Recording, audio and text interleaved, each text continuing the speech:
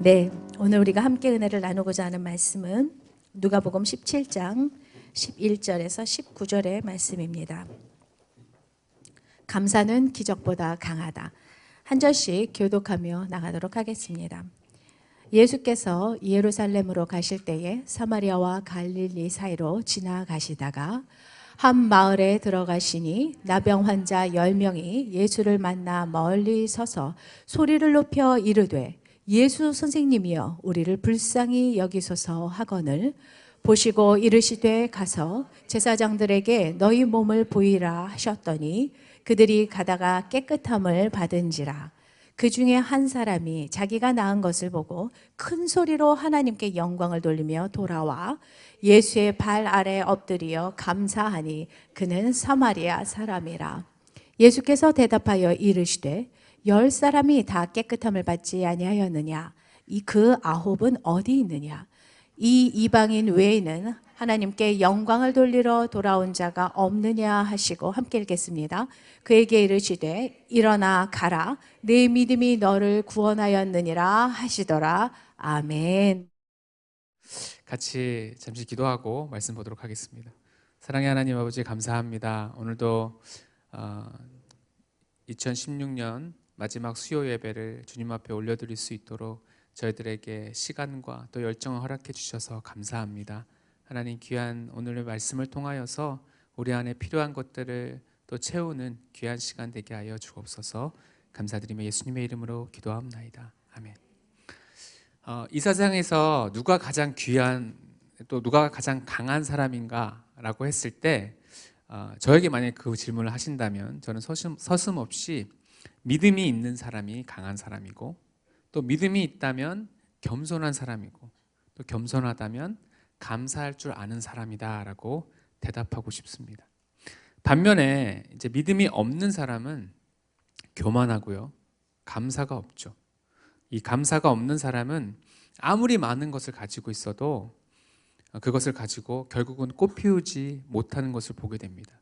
왜냐하면 감사가 없는 사람은 교만한 사람이고 교만은 패망의 선봉이기 때문에 그렇다라는 것이죠. 그래서 반짝 성공하더라도 거기서 그치더라는 거예요. 어떤 건설회사 회장님께서 퇴임을 앞두고 있는 두 사장님을 불렀습니다. 그동안 수고했다 그러면서 마지막으로 걸작품을 한번 지어봐라 라고 이야기를 했어요. 그 말을 들은 두 사람의 반응이 달랐습니다.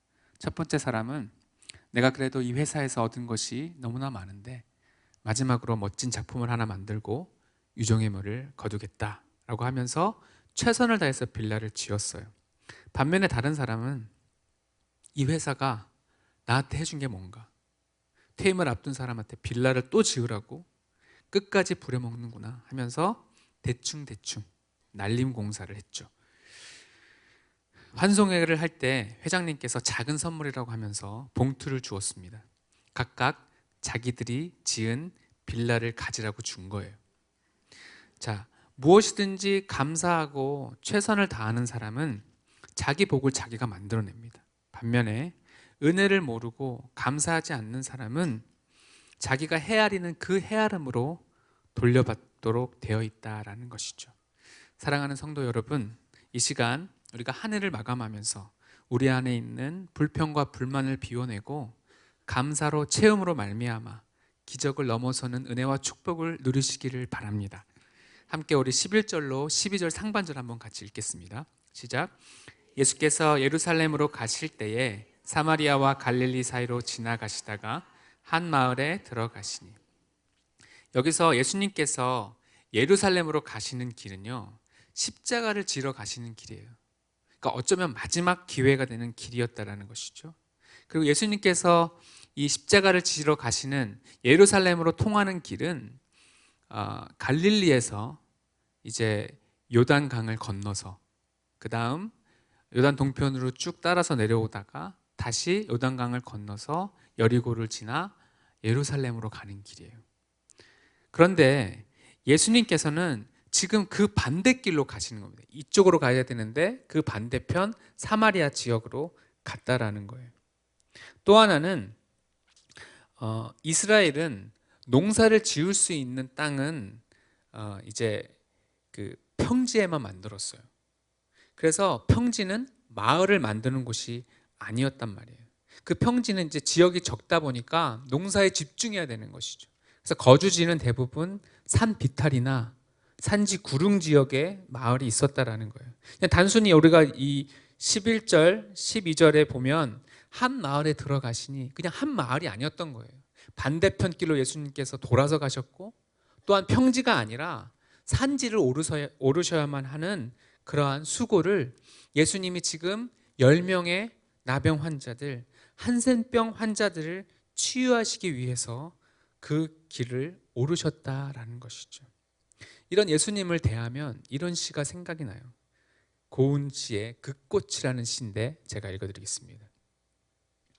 내려갈 때 보았네, 올라갈 때 못 본 그 꽃.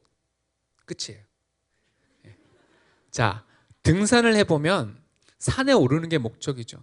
등산 팀을 따라가면 등산 앞에 가는 형 엉덩이만 쳐다보고 올라가게 되어 있습니다. 그러면서 주변 경관을 못 봐요. 그러나 정상에 오른 다음에 자 이제 내려가자라고 하면 그때 하산할 때야 비로소 자연 경관이 보이기 시작하고 꽃이 보이더라는 것이죠. 우리 모습은 이렇게 뭔가 목표를 잡고 갈 때는 주변 경관을 놓치기 쉬워요.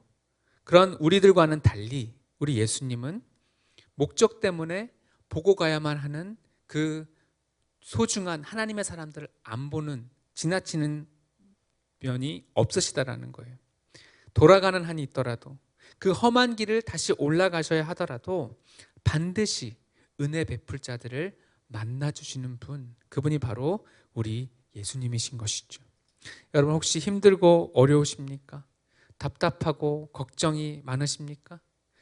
그렇다면 결코 외면하지 않으시고 찾아 나서서 은혜를 베푸시는 우리 예수님을 바라보는 저와 여러분 되시기를 바랍니다. 또 함께 우리 12절 하반절 같이 볼까요? 시작. 나병 환자 10명이 예수를 만나 멀리 서서. 예수님께서 지금 나병 환자를 만나 주셨는데, 이 나병은 여러분 아시는 것처럼 이 전염병입니다. 증상이 어떠냐면 각 마디마디 끝부터 시작해가지고 감각이 없어져요. 피가 안 통하죠. 그래서 어느 순간 일어났는데 양말을 벗고 나니까 발가락이 빠져 있고 손가락이 빠져 있고 코가 문드러진다고 그러죠. 코 그 뼈가 또 없어져 있고 이런 병이고, 나중에는 이 심장이 멎어서 죽는 굉장히 무서운 병이에요. 근데 12절 후반절에 보니까 그들이 멀리 서서라고 되어 있습니다. 이 한센병에 걸리게 되면 일단 격리되죠. 사회에서 격리가 돼요. 가족들과 기약 없는 이별을 하게 되죠. 레위기에 따르면 나병 환자들은 나병으로 진단이 되잖아요. 그러면 옷을 찢어야 됩니다. 그리고 머리를 풀어야 되고 윗입술을 가리우고 부정하다 부정하다를 외쳐야 되는 거예요. 짐 밖에 있는데 일반인들이 가까이 오려고 그러면 부정하다 부정하다 해서 그분들이 오지 못하도록, 그래서 그들이 예수님이 오셨을 때에도 멀리 서서 있을 수밖에 없었다라는 것이죠. 아마 예수님께도 부정하다 부정하다는 말을 외쳤을 것입니다. 그때 예수님께서 그 나병 환자들을 보시고 말씀하시죠. 우리 13절 읽겠습니다. 시작. 소리를 높여 이르되 예수 선생님이여 우리를 불쌍히 여기소서 하거늘. 나병 환자들은 예수님께 자신들을 불쌍히 여겨달라라고 기도했어요. 이 기도 안에 사실은 기도의 핵심이 다 들어있습니다. 기도의 핵심은 뭐냐? 바로 나의 비참함을 인지하는 것에서 시작하고, 또한 내가 비참하기 때문에 하나님께 나와서 하나님의 은혜를 구하는 것이에요. 그러면 하나님은 언제나 신실하게 응답하시는 것이죠. 그래서 여러 가지 기도해라 그러면 미사여구를 써서 이렇게 해야지 기도하는 것, 그게 아닌 거예요. 나의 비참함을 인정하고 하나님의 은혜가 필요함을 구할 때 그것이 하나님께서 원하시는 기도가 된다라는 것이죠. 그래서 기도의 핵심을 붙드는 저와 여러분 되시기를 바랍니다. 그런데 예수님께서는 이 10명의 나병 환자들에게 특이하게 접근을 하세요. 어떤 사람 같은 경우에는 치유하시는 과정을 볼 때 진흙을 침을 뱉어서 이겨가지고 그걸 발라주시기도 하고, 또 여러 가지 네가 정말 낫고자 하느냐라고 하면서 질문도 던져주시고 여러 과정을 거치시기 마련인데, 이 10명의 나병 환자들에게는 그런 과정을 건너뛰시고 곧바로 행동하라고 하시는 것이죠. 우리 14절 읽겠습니다. 보시고 이르시되 가서 제사장들에게 너희 몸을 보이라 하셨더니 그들이 가다가 깨끗함을 받은지라. 아멘. 나병 환자들이 제사장들에게 가서 몸을 보일 때는 나병에서 낫게 되었을 때뿐이에요. 자고 일어났더니 자연적인 치유가 일어난 것 같고, 그래서 뭔가 달라졌고 회복됐다는 기미가 완전히 보일 때에만 제사장에게 달려갈 수가 있었던 것이죠. 이 비슷한 상황이 가나의 혼인잔치에서 물을 포도주로 만드실 때 그런 상황이 일어났죠. 돌 항아리에 물을 채우라고 하셨고, 그리고 채웠으면 연회 주관자에게 갖다 주라고 말씀하셨어요. 근데 물이 그냥 맹물인 상태였는데도 그 하인들이 예수님의 말씀에 순종해서 그 맹물을 떠다가 연회장에게 갖다 주려고 하는 그 순간에 하나님께서 그 물을 포도주로 바꾸셨다라는 것이죠. 그래서 그들에게 필요했던 것은 순종이었던 것이죠. 이 10명의 나병 환자들도 믿음이 없던 사람들이 아니에요. 믿음이 있었고 그 믿음에 대한 담대한 순종이 있었던 사람들이었던 것이죠.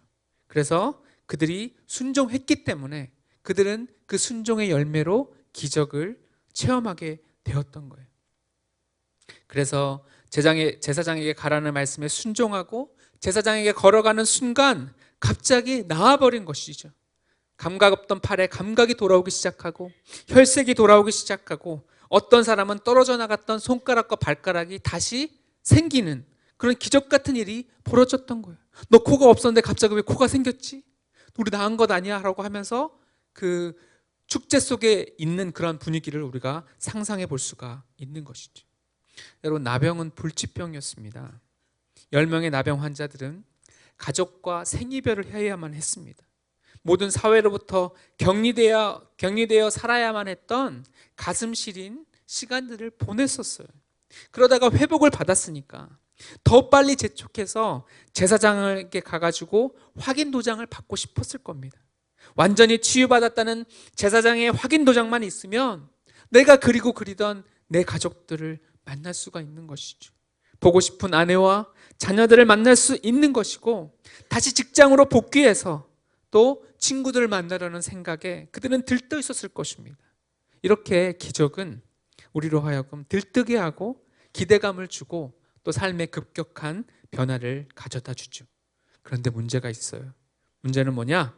그런 변화 앞에서 그 변화를 주신 하나님에 대한 감사가 있느냐라는 거예요. 9명의 사람들, 영어로 보니까 the other nine, 이 the other nine은 가족들과 사회 복귀에 들떠가지고 제사장들에게 몸을 보이고 완치 증서를 받기 위해서 자기 갈 길을 갔던 그러한 사람들이에요. 고침받고 나니까 이제는 건강을 가지고 잃었던 권리를 찾기에 너무나 바빴던 것이에요. 반면에 한 명의 사마리아인은 그리운 가족들의 어른거리는 얼굴을 뒤로하고 사회 복귀로 들뜬 마음을 추스르고 자기의 지긋지긋한 병을 고쳐주신 하나님께 감사했다는 거예요. 발길을 멈추고 돌아서서 다시 예수님께로 달려갔던 것이죠. 15절과 16절 같이 읽겠습니다. 시작. 그 중에 한 사람이 자기가 나은 것을 보고 큰 소리로 하나님께 영광을 돌리며 돌아와 예수의 발 아래에 엎드려 감사하니 그는 사마리아 사람이라. 아멘. 그 중에 한 사람, 유대인들이 개 취급을 하는 그 사마리아 사람이 자기가 나은 것을 보고 큰 소리를 질렀던 것이죠.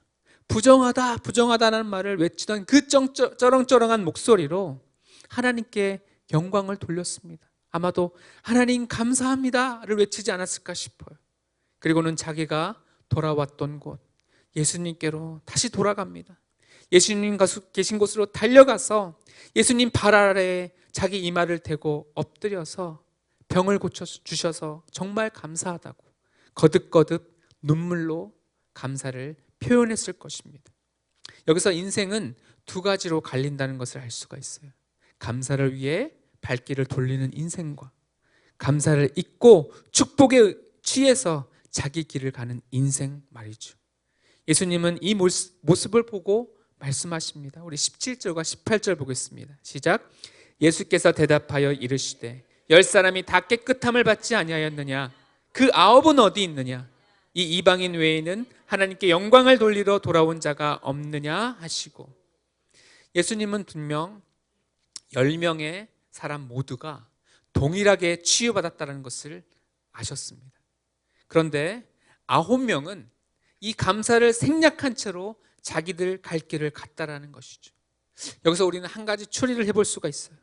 한 무리의 나병 환자들이 어쩌면 몇 달일 수도 있고 몇 년일 수도 있는 기간 동안 함께 먹고 마시며 살았습니다.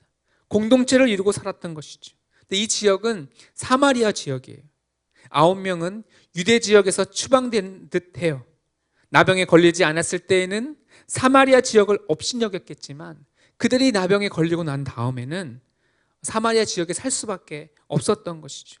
그래서 사마리아 사람인 나병 환자와 동병상련의 마음으로 함께 먹고 마시며 함께 공동체를 이루고 있었던 거예요. 그런데 나병에서 고침을 받았잖아요. 그러고 나니까 이제는 상황이 바뀌게 된 거예요. 엄연히 사마리아인과 유대인의 구분이 생기게 된 것입니다. 저는 사마리아 사람이 이렇게 제안했을 것 같아요. 우리의 지긋지긋한 나병을 치유해 주신 예수님께 가서 감사 인사 드리자고. 하지만 9명의 유대인들은 벌써 기분이 나빠진 것이죠. 왜 사마리아인이 기분 나쁘게 구별된 백성 유대인들에게 제한질을 하느냐 했던 것이죠. 이렇게 기분이 나빠지면서 자신의 치유에 대한 예수님의 손길을 의심하지 않았을까 싶어요. 아니, 예수가 근데 뭘 해줬지? 제사장에게 가가지고 몸을 보이라고 한 것뿐이지 구체적으로 치유해 주신 흔적이 있었어? 안수를 해주었냐? 기도를 해주었냐? 그러면서 그런 생각도 듭니다. 혹시 우리가 나을 때가 되어서 나은 건 아니야? 예수는 선지자니까 아마 우리가 이때쯤 나을 것이라는 것을 알고 제사장에게 가라고 한 것일지도 모르지 않겠어? 그래서 우리를 굳이 예수님이 치유해 줬다고 생각할 필요는 없지 않아? 그런 이야기를 하면서 동의하고 제청하는 그런 일들이 있지 않았을까요? 그러니까 이 한 사람 외에는 예수님께로 돌아오지 않았던 거예요. 사랑하는 성도 여러분, 열병의 나병 환자가 지긋지긋한 불치병, 이 나병에서 완전한 치유를 받았다. 이것은 엄연한 사실이죠.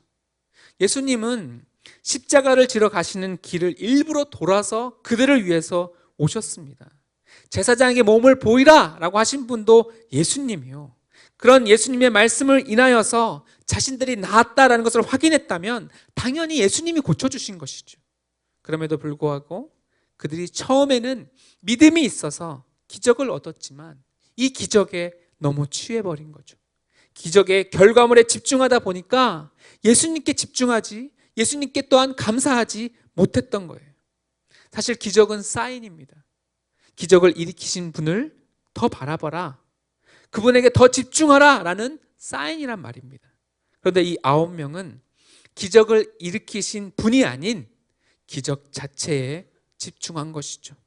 기적은 수단이고 예수님이 목적이신데 이것이 전도된 거예요. 예수님을 수단으로 기적을 목적 삼은 자들이 바로 이 9명의 나병 환자들이었다라는 것이죠. 데이비드 그레고리가 쓴 예수와 함께한 저녁 식사라는 책에 보게 되면 예수님과 식사를 하는 장면이 나와요. 그때 이 사람이 당신이 정말 예수님인가 이것을 이제 알아보기 위해서 이렇게 이야기를 합니다. 당신이 예수님이라면 이 와인을 시켰나 봐요. 와인을 물로 바꿔줄 수 있습니까? 라고 물어봤어요. 그래서 예수님께서 물론이죠. 그러면서 웨이터를 부릅니다. 아저씨, 여기 이 사람이 지금 와인 대신 물을 원하는데 이 와인 물로 바꿔주시겠어요? 해가지고 물로 바꿔다 놓았다라는 것이죠. 자, 컵에 든 와인을 물로 변화시켜 주는 것이나 웨이터를 시켜서 이 와인을 물로 바꾸는 것이나 사실은 차이가 없는 거예요. 그래서 이 표적이 아니면 믿지 않겠다, 표적을 보여주어야만, 기적을 보여주셔야만 내가 믿겠다라고 하는 것은 바로 이런 것과 같은 것입니다. 9명의 나병 환자들, 그들은 어쩌면 표적을 구하는 인생이었을 것 같아요. 기적을 구하는 인생이었기 때문에 그 인생은 지속적이지 않았습니다. 힘이 없었다라는 거예요. 그래서 수많은 기적의 수혜자들, 예수님께서 먹여주신 오병이어로 그들이 배불렀음에도 불구하고, 그리고 그 중에서는 얼마나 많은 사람들이 예수님께로부터 치유함을 받아서 정상적인 생활을 했음에도 불구하고 나중에 예수님을 못 박으라는 그 소리에 모두가 소리를 지르며 예수님을 십자가에 못 박으라고 외쳤던 사람들이 되지 않았느냐라는 거예요. 기적보다 강한 것은 여러분 작은 것에도 감사하는 마음입니다. 언제나 기적을 주실 수 있는 주님을 더욱 기대고 바라보는 저와 여러분 되시기를 바랍니다. The other nine, 이 사람들은 제사장에게 아마 몸을 보여주어서 완치 증서를 가지고 가족들 품에 안겼을 거예요. 유대 사회로 복귀하고 친구들을 만나서 아마 행복하게 살았을 것입니다.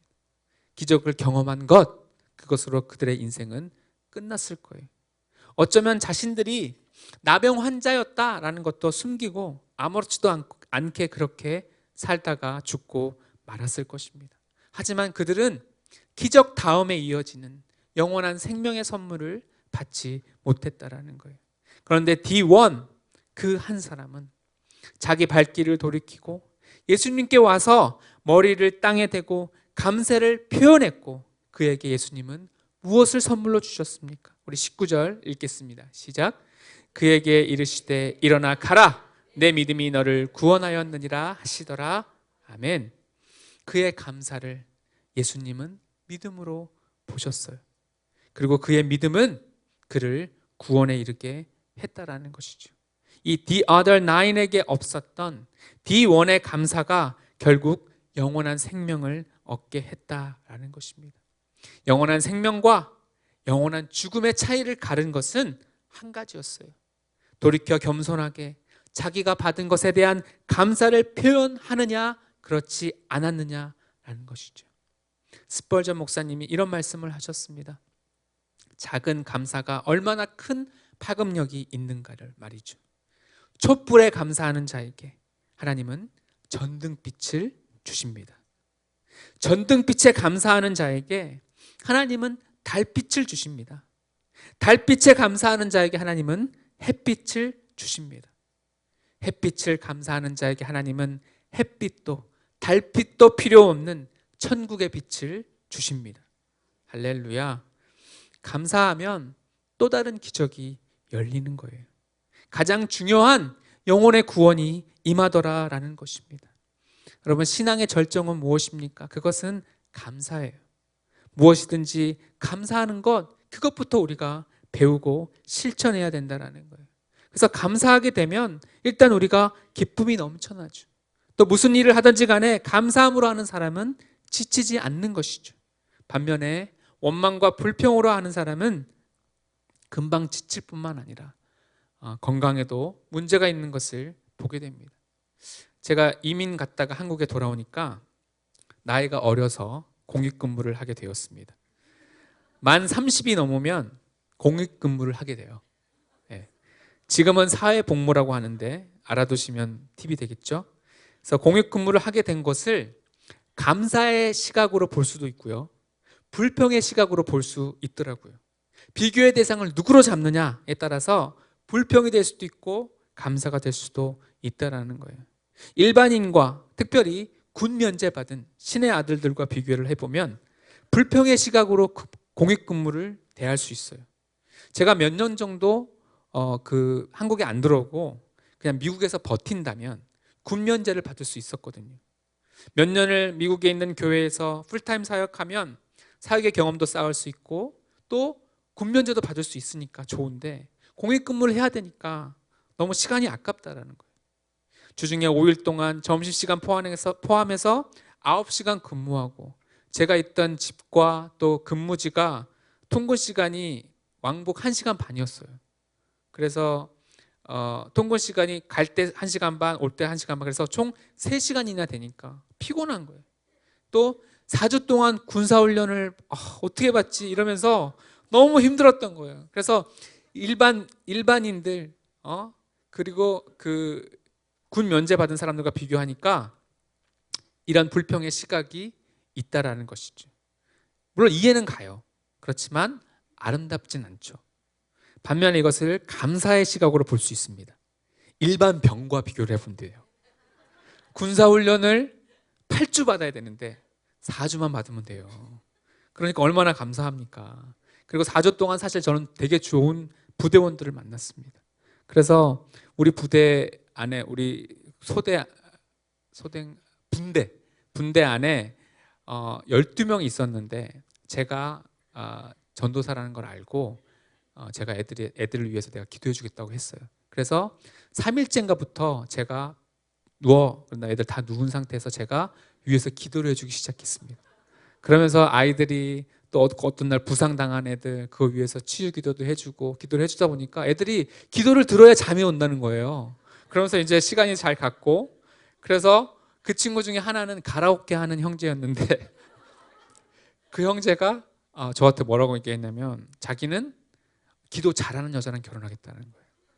그래서 그 여자가 자기 잠자기 전에 기도를 해주면 그 기도 소리와 함께 잠들고 싶다라고 하더라고요.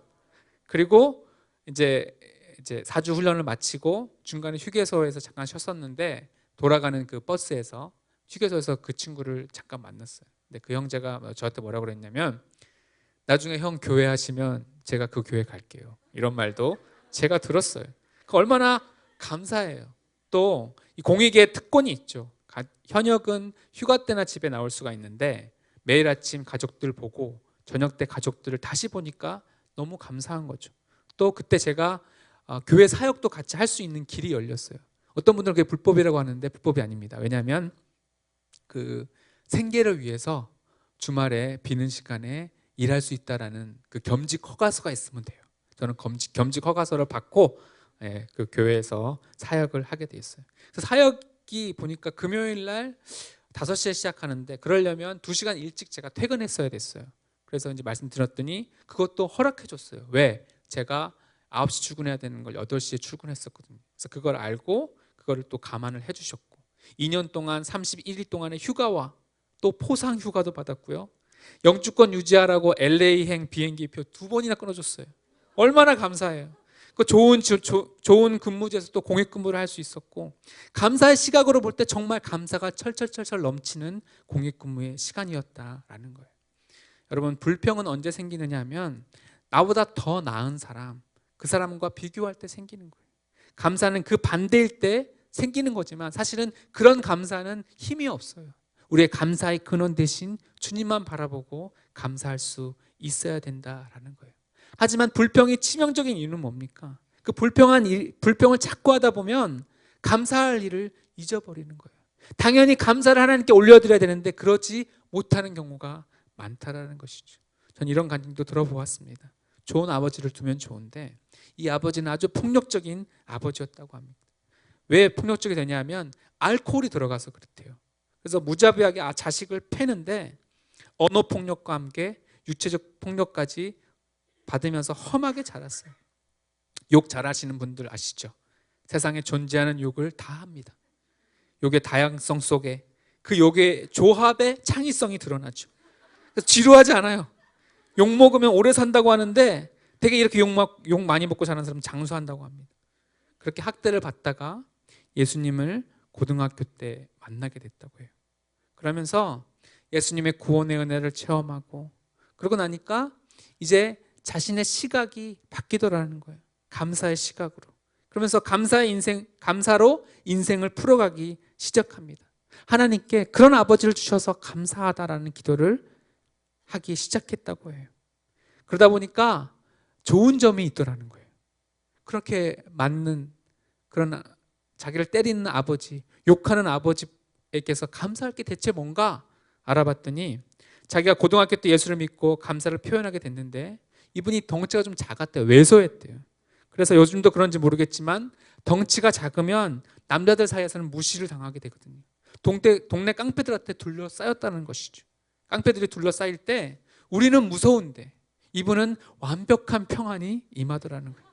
왜냐하면 니네들이 때려봤자 우리 아버지보다 더 때릴까? 라는 생각이 들었기 때문에 그래요. 죽도록 맞아봤거든요. 그래서 느낌 아니까.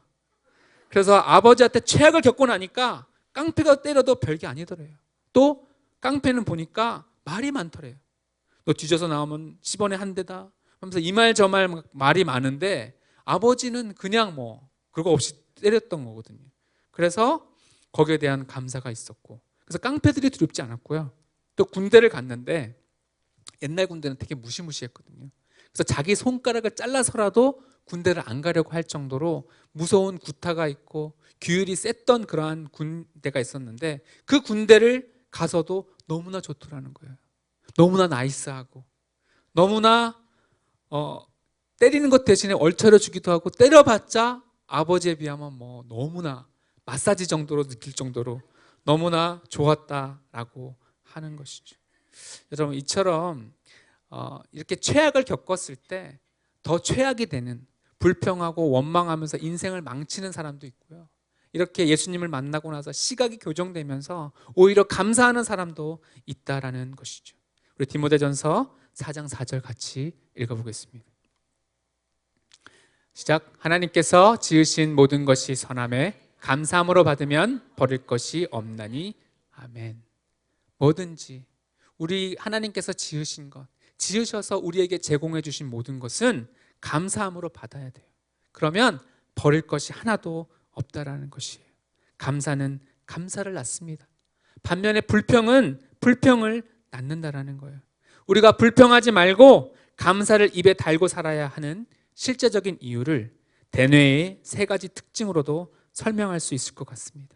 감사를 하는 사람과 불평하는 사람이 처음에는 차이가 없지만 갈수록 인생이 극명하게 차이가 나는 것을 대뇌의 특징, 3가지 특징을 통해서 알 수가 있어요. 첫 번째, 대뇌는요, 주어를 몰라요. 주어.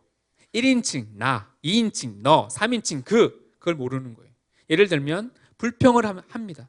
누가 어떻고, 또 누구에 대해서 욕을 해요. 저 사람은 이렇고 저렇고 정말 짜증난다 이러면서 막 욕을 늘어놓잖아요. 그러면 우리가 그 욕을 할 때는 기분이 굉장히 좋습니다. 그리고 막 씹을수록 좋은 거죠. 그러나 집에 가고 나면 뭔가 허전하고 허무하고 막 기분이 별로 안 좋아요. 왜냐하면 우리의 대뇌는 주어를 몰라요. 그래서 분명히 저 사람, 너, 다른 사람을 분명히 욕했음에도 불구하고 주어는 그것을 나로 받으니까 나에 대해서 욕한 것처럼 되는 거예요. 그래서 우리가 불평하고 욕하는 것 대신에 감사하고 칭찬해 보라는 거예요. 그럼 그것이 대뇌가 주어를 인식 못하고 나로 다 받게 되니까 건강한 자아상을 갖게 되는 것이죠. 두 번째, 대뇌는요, 시제를 몰라요. 시제는 과거, 현재, 미래를 뜻하잖아요. 근데 과거에 일어났은 일임에도 불구하고 그것을 떠올려서 말로 하기 시작하면 그것이 마치 현재 일어나는 것으로 생각하게 되는 것이죠. 그래서 대뇌는 항상 현재 시제로 세팅이 되는 거예요. 그래서 감사했던 과거의 내용을 이러이러한 감사가 있었지, 이런 하나님의 돌보심이 있었지라고 하면 그 과거가 과거로 인식되는 것이 아니라 현재 지금 나에게 그런 하나님의 은혜로 다가오는 거예요. 그래서 우리가 감사를 되뇌이고 감사에 대한 기도를 할 때마다 우리의 자아상이 더욱더 건강하게 발전할 수가 있는 것이죠. 반면에 불평을 해보십시오. 과거에 내가 이렇게만 했었어도 이 모양 이 꼴이 아니었을 텐데, 그 남자를 그때 만났던 것이 아니었는데 라고 하면서 우리가 불평을 하기 시작하면 계속해서 내가 힘들어지게 된다는 거예요. 그래서 과거에 감사했던 점을, 그리고 현재에 감사한 점을, 그리고 만약에 현재도 과거도 별로였다라고 한다면 앞으로 주실 하나님의 약속에 근거해서 감사를 미리 선포해 보라는 것이죠. 그러면 하나님께서 그 일대로 이루어 주시기 전에 우리 대뇌가 벌써 인식하게 될 거예요. 그래, 하나님의 약속에 따라서 나는 잘 될 것이다. 하나님께서 회복시켜 주실 것이다 라는 확신을 우리가 갖게 될 줄로 믿습니다. 세 번째로, 대뇌는요, 언어의 지배를 받는다는 거예요. 언어를, 또 말을 어떻게 쓰느냐에 따라서 대뇌가 움직여진다는 거예요.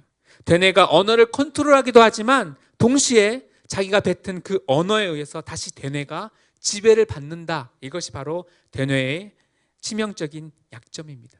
그 약점을 역으로 이용할 수 있는 거예요. 그래서 긍정적이고 좋은 말을 의도적으로 하면 나의 대뇌가 그 말의 지배를 받으면서 긍정적인 행동이 나오게 되는 것이죠. 아버지에게 두들겨 맞고 자란 사람도 그 아픈 기억도 감사로 풀어내니까 능력 있는 인생을 살지 않습니까? 반면에 부정적인 말, 우울한 말, 또 암담한 말을 해보십시오. 대뇌가 그 말의 지배를 받으면서 힘들고 우울해지게 되는 거예요. 민수기 14장 28절 읽어보겠습니다. 그들에게 이르기를 여호와의 말씀에 내 삶을 두고 맹세하노라. 너희 말이 내 귀에 들린 대로 내가 너희에게 행하리니. 아멘. 하나님께서 들린 대로 그대로 행하시겠다라고 말씀하고 있어요. 하나님께 원망했던 이스라엘 백성들을 향해서 말씀하십니다. 뭐라고 그랬니? 너희가 메뚜기라고? 광야에서 죽으면 좋겠다고? 오케이, 내가 그대로 해줄게. 여호수아 갈렙에게는 뭐라고 말씀하십니까? 너희들 뭐라고 그랬어? 저들이 너희의 밥이라고? 너희의 먹이라고? 내가 함께하면 그 땅을 얻을 수 있다고? 내가 들은 그대로 여호수아 갈렙 너희에게 그대로 해주겠다. 그래서 원망했던 사람들은 다 광야에서 죽었고요.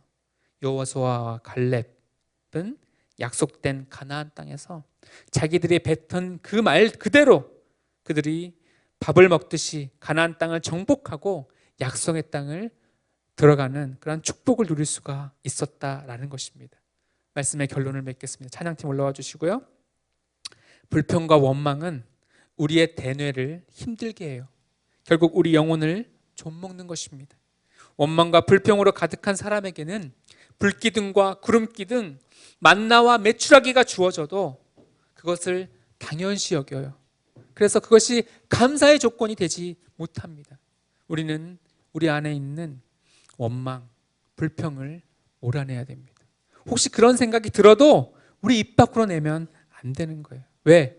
내 대뇌가 듣고 무엇보다 우리 하나님께서 그것을 들으시기 때문에 그렇습니다. 그래서 우리가 믿음의 선포를 해야 되는 거예요. 하나님께 감사를 표현하면 하나님은 그 감사의 기도 들으신 그대로 우리에게 행하실 것입니다. 인생은 감사로 풀면 버릴 것이 없고 아름다운 천국으로 변화되는 것입니다. 나병의 치유라는 기적에만 머무르지 않고 영생이라는 가장 좋은 것을 선물로 누릴 수 있었던 것은 믿음과 겸손에서 나온 감사한 마음 때문이었습니다. 진정한 감사가 그 어떤 기적보다 더 큰 열매를 맺는다는 것을 체험하고 매일의 삶 속에서 감사의 제사를 하나님께 드리며 쓰레기 더미 속에서도 장미꽃을 피우는 세상이 감당치 못할 믿음의 사람이 되는 저와 여러분 되시기를 바랍니다.